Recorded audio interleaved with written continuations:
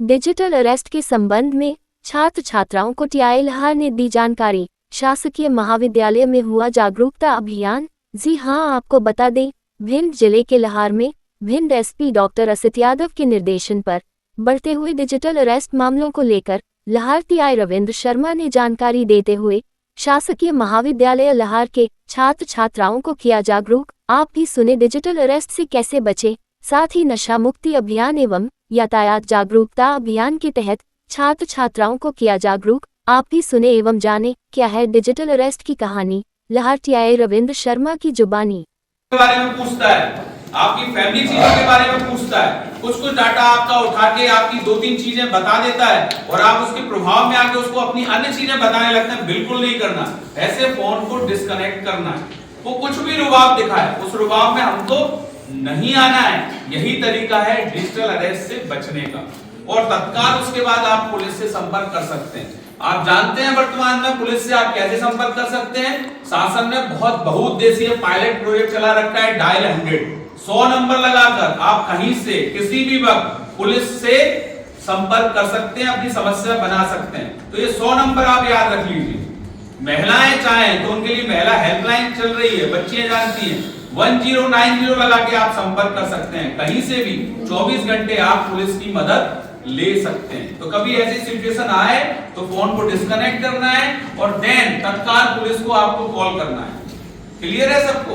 ये आप समझ गए ना? ये आप अपने घर में बताएंगे, अपने आसपास के सब लोगों से साझा करेंगे और बिल्कुल डिजिटल अरेस्ट या साइबर अपराधों से बचाव का तरीका सीखेंगे। सीखेंगे आज? काम की चीज है ये आपकी कि नहीं है? ठीक है बेटा। अभी मैं बहुत सारी जगह कोचिंगों पे गया था, ठीक है? आप लोग भी कोचिंगों पे जाते होंगे। बहुत सारे स्टूडेंट क्या होते हैं, जल्दी पहुंच जाते हैं, वहां खड़े होते हैं, फिर वहां बतियाते हैं, उससे कोई फर्क नहीं पड़ता। लेकिन आप जब बहुसंख्या में बतियाते हैं तो आपकी आवाज बढ़ती है। यहाँ कोचिंगें जो हैं वो सब आवासीय इलाकों में, तो आस पड़ोस में जो रहने वाले हैं उनको भी परेशानी होती है। तो आपके जरिए मैं यही संदेश देना चाहता हूँ, तो कोचिंगों पे जब आप जाएं तो झुंड बना के ना करें, बहुत तेज से शब्दों में बात ना करें, अपनी गाड़ियों को अच्छे से लगाएं। और अगर आपको कोई लड़का परेशान कर रहा है, कोई लड़की परेशान कर रही है, किसी भी तरह की परेशानी आ रही है, आपको पढ़ाई के लिए दबाव बना रहा है, आपसे कॉपी लेना चाहता है, आपसे अपना होमवर्क कराना चाहता है या अन्य किसी विषय में आपको परेशान करता है, तो आप मेरा नंबर ले सकते हैं। अभी जब मैं कोचिंगों पे गया, मैंने अपना नंबर डिस्ट्रीब्यूट किया तो ऐसे 10 से 15 कॉल मेरे पास बच्चियों के आए। 2-3 बच्चों के भी कॉल आएंगे, हमको परेशान कर रहे हैं और साहब हम नहीं चाहते हमारे घर तक बात जाए। हमने उन लड़कों को बुलाया या हमने पकड़ा और उस समस्या का निदान कराया। उसके बाद वहां कंप्लेंट नहीं आई। तो आप लोगों को भी ये परेशानी आती है तो आप चाहें तो मेरा नंबर नोट कर सकते हैं 9300, मैं बोर्ड पे भी लिख दूंगा अभी, 9300 599 021। टीआई लहार रविंद्र शर्मा 9300 599 021। काट रही है, पैसा लूट रही है, ऐसा कर रही है, वैसा कर रही है। उसके बाद आगे जाके एक आदमी का एक्सीडेंट हो जाता है, यार पुलिस तो कुछ कर ही नहीं, डेली एक्सीडेंट हो रहे हैं। मतलब प्लस भी हमारी और माइनस भी हमारी। हम लोग वाहन चेकिंग करते हैं आपको नियमों से अवगत कराने के लिए। हम लोग वाहन चेकिंग करते हैं इसलिए कि आप लोग समझें कि मोटर व्हीकल एक्ट के जो नियम बने हुए हैं उन प्रावधानों का हम पालन करें। हम हेलमेट लगा के चलें, हम अपने दस्तावेज रख के चलें, हम अत्यधिक तेज गति से गाड़ी ना चलाएं, हम रोड पे गाड़ी ना रखें, हम कहीं भी अपनी गाड़ी खड़ी करके ना चले जाएं। तो इस सब के लिए, इस जागरूकता के लिए हम लोग वाहन चेकिंग चलाते हैं। जैसे अपन चावल बनाते हैं अपनी माएं घर में और वो 2 चावलों को उठाती हैं, वो 2 चावल देख के बता देती हैं चावल पक गए। ऐसे भी हम वाहन चेकिंग चलाते हैं सडनली। कई लोग पूछते हैं साहब हमारा काट दिया, वो निकल गया। भाई आप पकड़ गए तो आपका कट गया, वो निकल गया तो निकल गया। अब 24 घंटे एक ही काम थोड़ी करेंगे, बहुत सारे काम है हमारे, है ना? तो 24 घंटे तो वो सिखलाई है, तो निकल रहे हैं उनके लिए। कहते वो ऐसे ये पकड़ गया ना, इसका चालान कट गया। ऐसे आप अगर नियमों का पालन नहीं करोगे तो आपका भी चालान कट जाएगा। तो आप अपने घर पे ये भी बताएं कि अगर 2 व्हीलर है तो अनिवार्य रूप से हेलमेट लगा के चलें। भारतवर्ष में एक्सीडेंट में जितनी डेथ होती है ना, उसको 2 मेजर कारण है। एक आपकी सिर की चोट और उसको बचा सकता है केवल हेलमेट, और दूसरी होती है अत्यधिक रक्त का बहाव। आपको जानकर आश्चर्य होगा, एक्सीडेंट की चोटों से लोग नहीं मरते, समय पे इलाज नहीं होने के कारण लोग मरते हैं, अत्यधिक स्पॉट पर रक्त स्राव होने के कारण लोग मरते हैं, उसको दो ही तरीके से बचाया जा सकता है।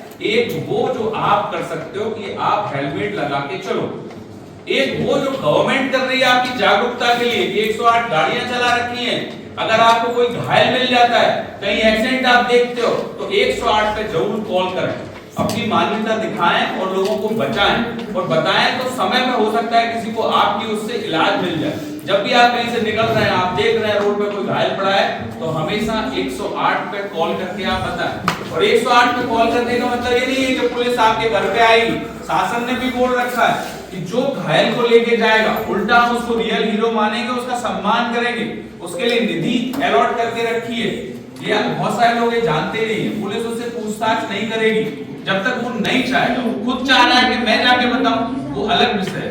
तो लोगों की मदद करें, अगर कोई घायल मिलता है तो 108 लगा के मदद करें। कोई ऑटो निकल रही है उसमें ले जाके उसको हॉस्पिटल। को नशा मुक्ति के बारे में थोड़ा सा, नशा मुक्ति में क्या है, वर्तमान में एक दौर चल रहा है, चलन चल रहा है, खासकर बच्चों में चलन चल रहा है। सिगरेट पीना उनके लिए टशन रहता है कि बड़ा हम काम कर रहे हैं, इससे हम यंग हो गए, इसमें हम बड़े हो गए, इसमें हमारी सांसाई दिख रही है, ठीक है। पुड़िया खाना, किसी भी तरह के अन्य मादक पदार्थ, चाहे गांजा हो चाहे स्मैक हो, इन सब का सेवन करना। इवन वर्तमान में तो जो दवाएं होती है, दवाएं आप जानते हो, एच कैटेगरी की कुछ दवाएं, एच कैटेगरी मतलब ये प्रतिबंधित दवा है जो केवल डॉक्टर अपने पर्चे पे लिख सकता है मरीज को, तब मरीज उसका उपयोग करेगा। लेकिन ऐसी एच कैटेगरी की दवाओं का वर्तमान में आपके मादक पदार्थों के रूप में उपयोग हो रहा है।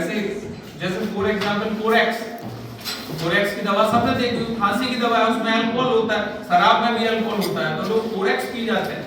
सस्ती भी आती है शराब से, 8-10 गटक जाते हैं तो उनको वैसा ही नशा हो जाता है।